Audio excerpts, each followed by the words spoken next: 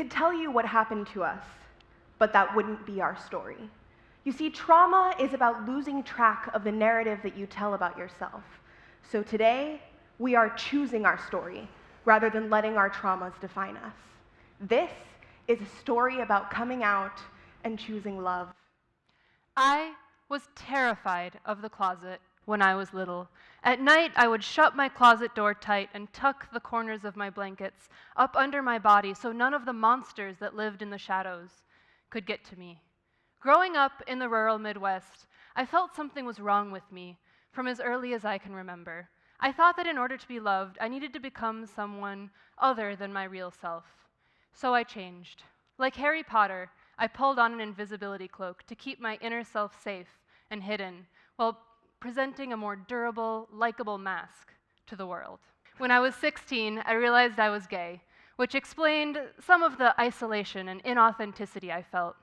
There were almost no out queer people in my environment, and the ones that existed were ostracized and mocked. Trapped inside the closet, I felt like I had become the shadow monster. So I tried to escape. I got out of my small town, and I was able to come out, to be gay and accepted. But I still couldn't be myself. All those years of fear and shame had caused me to build a closet inside me and to shut away my own authentic self. Since I was young, I saw my mom as the iconic, strong Black woman, continually hit with adversity, fighting on with a big, beautiful smile on her face. She taught me that the world wasn't just. I would need to be twice as strong, twice as smart, and work twice as hard to excel. Instead of turning a blind eye to oppression, I was taught how to transmute myself from a victim to a hero by helping others. I was defined by my ability to integrate traumatic experience as fuel to the fire in my pursuit of justice. But the night I was raped, I was drinking and I blamed myself. I didn't feel like the strong person that I had been raised to be. So I pretended that nothing happened. It was about a year before I admitted the truth, and I expected myself to have already healed, to have accepted what happened and be ready to support and educate others. I expected myself to sacrifice my time, my energy, and my well-being to try to make things better, not just for other survivors, but for fellow queer people and for people of color as well. I was not a victim. I was a survivor advocate. But I was doing too much. I was trying to fix things outside of myself, trying to fix things for other people in order to prove that I was strong and proud and not broken by my trauma. The pressure built until finally my mental health collapsed and I was hospitalized for post-traumatic stress disorder. We both realized that if we wanted to dismantle rape culture and anti-queerness, we needed to start with the ways that we had internalized these beliefs ourselves. Our journey of redemption did not require big external foes to defeat or other victims to be saved. Instead, we needed to learn to become our own protagonists. We started by choosing to love each other. Instead of trying to find stability, we went on a journey through 28 states and 4 countries in the hopes of discovering true love. It was a leap of faith, but we were both at our breaking points, and this quest gave us a reason to live. It wasn't easy. There were lots of reasons to give up, and many times we almost did. But we decided that no matter what, we would find ourselves together at the end of the road. Along the journey, Nastassja taught me the difference between cathexis and love. Many people mistake the two, but cathexis is more like attachment or a desire to possess or control another person. It's a projection of what you want them to be, which turns quickly to coercion and resentment when they turn out to be themselves, after all. Cathexis is a foundation for abuse, not love. I was coming from a definition of love as supporting someone in their process of becoming. It's a genuine investment in the care and growth of the person you love, as Bell Hooks would put it.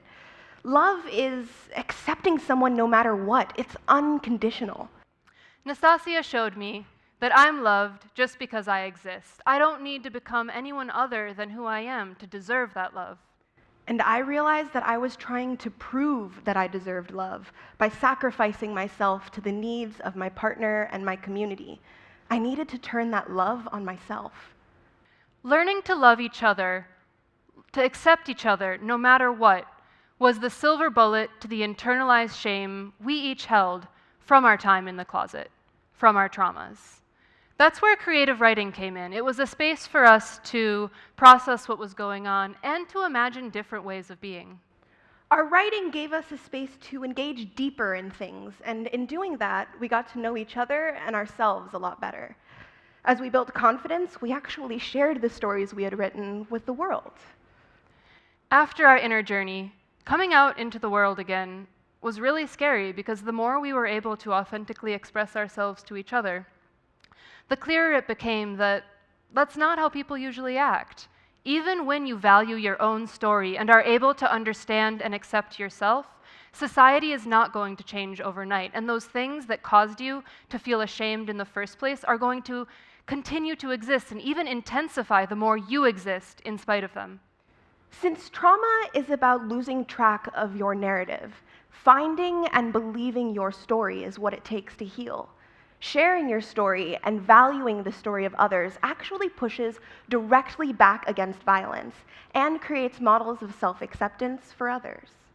In our work with students and survivors of violence, we've found that lots of young people lack models of intimacy and self-expression that feel honest and genuine, that relate to their own lives. We're at a loss, and we need to create these models for ourselves. Sexual education is supposed to prepare young people to develop healthy sexual and gender expression. Show of hands, who here learned what they needed to in sex education? Sexual education in the United States has not been about giving young people the tools we need to understand our bodies and our lives. It's been ideologically motivated with the goals of abstinence and heterosexuality. American sex ed has used shame and scare tactics to try to limit and control young people's sexuality. But when you demonize queerness and present sex as dangerous, it creates a culture of shame and victim blaming. This is the core of a rape culture, a culture of violence where people choose to impose their will over another's. In our culture, rape survivors have higher rates of lifelong post-traumatic stress disorder than combat veterans. 1 in 5 women is sexually assaulted during their time at college. Lesbian, gay, and bisexual students are 2 times as likely to be sexually assaulted as their heterosexual classmates. And 30 to 40% of LGBT youth have already attempted suicide. When we understood the origin of these problems, we realized that the stories we had been writing in our personal process had greater relevance. Stories about people like us, people we identify with and relate to, made a big difference in the lives of the young people we shared them with. So we collected the stories we had written into a book, Millennial Sex Education, and we used it as a guide for conversation with survivors of violence and youth. We have a different vision of comprehensive sex education. We use fictional storytelling to inspire personal sharing and authentic dialogue, dissolving the stigma and shame at the foundation of rape culture. Comprehensive sex education should balance the mental, emotional, physical, and social aspects of sexuality, empowering people to make informed choices and giving us the skills to protect ourselves while respecting the rights of others. We brought this message to students from over 40 universities and high schools around the United States, as well as to change-making communities around the world. This is how participants responded to millennial sex education workshops in their own words. 92% of participants said that our program was better than other sex education they had received, and 100% would recommend it to a friend. We're providing a foundation for young people to understand what it means to develop to maturity, to empathize with people that are different from them, and to imagine ways of being that they haven't yet allowed themselves to imagine. Access to information that we need to make informed choices about our bodies and futures is a fundamental human right. That's why our stories, as well as questions for reflection, are available for free download on our website, as well as in print. When anyone's story is erased, when ways of being are lost, we're ending entire worlds. The stories that are erased from society are so often the missing link to understanding our collective struggles and challenges. It's not just the things we fear that are hiding in the shadows. We also have a golden shadow, hiding away the things that are too beautifully complex for us to accept, holding unimaginable power for transformation. The voices and stories that are shamed and rejected by society, the people that are told not to exist, are not powerless. We are powerful beyond measure. What it means to practice consent on a daily basis is to choose to see beauty and humanity in one another, especially when that's challenged. A culture of consent is a culture of unconditional love, of empathy, and of listening to each other's stories. Together, we can cultivate a culture of consent.